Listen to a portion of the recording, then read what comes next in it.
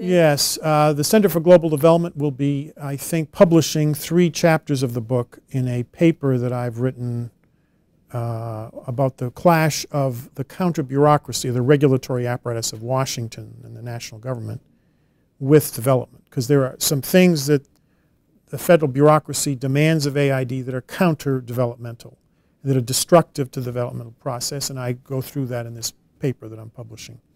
The other part of the beginning of the book will be on the clash between diplomacy and development.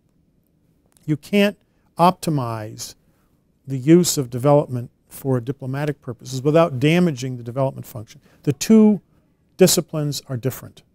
And the notion that some people have in this city that development and diplomacy are completely harmonious is complete nonsense. There's no historical evidence for that.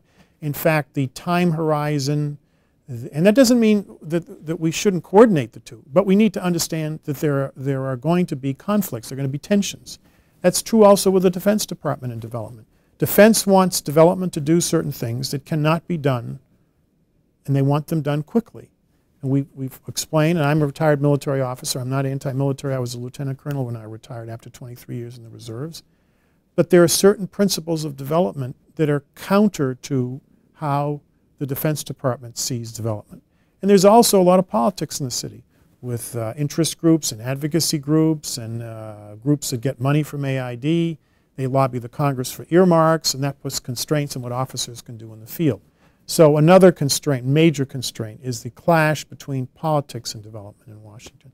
That's about half of the book is on that. And the 3Ds, you basically think that that's problematic? Well, it's not that it's problematic. They are 3 instruments of national power. But people keep saying if we coordinate them and we have a strategy, there's not going to be any conflict between them. That's complete nonsense. That is a misunderstanding of what development theory and good development practice is all about. Can we get them to marry each other in a way that advances our national interest? Yes, we can in some places under some circumstances.